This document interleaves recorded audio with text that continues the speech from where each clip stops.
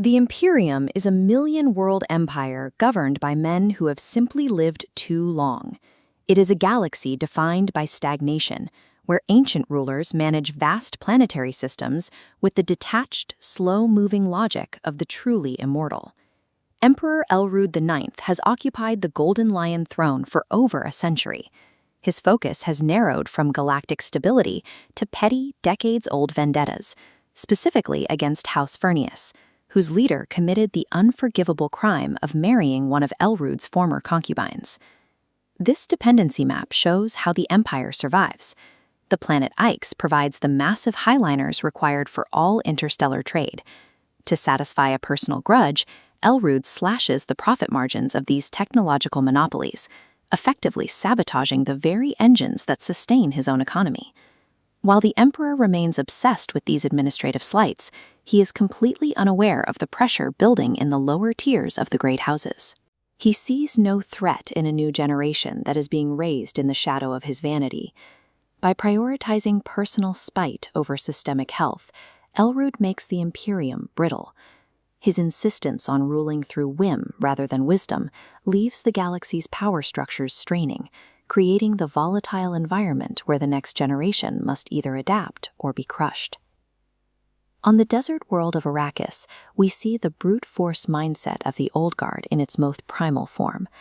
Glossu Robin, the nephew of the Baron Harkonnen, leads a military expedition into the deep sands to hunt an ancient sandworm for no other reason than vanity. Robin lures the creature with a rhythmic thumper, waiting for the massive predator to breach the surface. Once the beast swallows his bait, Robin detonates a massive payload of high explosives, shredding its internal organs and sending a shockwave across the dunes. A stunned Imperial platetologist watches as the 200-meter carcass begins to undergo a rapid, unnatural cellular decay. Within seconds, the biological mass of the godlike creature melts away, dissolving back into the desert floor until only sand and cartilage remain. This senseless slaughter is the Harkonnen paradigm in a nutshell. To Robin, the sandworm isn't a biological wonder or a vital part of the spice cycle. It is simply a target to be destroyed to prove his own dominance. The same cruelty defines life on the Harkonnen homeworld, Giedi Prime. Deep within the metallic prison of the barony, 8-year-old Duncan Idaho is being used as live prey for a squad of armed hunters in a twisted training exercise. Duncan evades the adult guards by disappearing into the guts of the city. He scrambles through industrial maintenance shafts and narrow conduits, utilizing his small frame to reach areas where the armored soldiers are physically unable to follow. Trapped at the edge of a vertical transit tube, Duncan plunges into the central void. He banks on the physics of the Holtzman field, the neutral anti-gravity zone that keeps the city's high-speed train suspended, to catch his fall and keep him out of reach of the guards' stunners. Duncan's survival earns him a return to his family's cell, only for the game to take a darker turn. Glossu Rabin arrives to inspect the boy's progress, and with casual indifference, executes Duncan's parents at point-blank range with a lasgun. Rabin looms over the orphan and declares that the name Duncan Idaho no longer exists. He is stripped of his heritage and recorded in the prison logs as nothing more than number 11,368. This attempt to erase the boy's identity has the opposite effect. By subjecting him to total loss and extreme violence, the Harkonnens inadvertently catalyze the instincts of the galaxy's most lethal future swordsman. On the ocean world of Caladan, violence is not a tool of the prison, but a centerpiece of the arena. Here, the ruling Atreides family uses theatrical combat to solidify the bond between the Duke and his people. Duke Paulus Atreides enters the ring to face a mutant Seleucid bull. He fights the multi-horned beast under the midday sun, performing a dangerous dance intended to prove that the man who wears the crown is still strong enough to protect his subjects.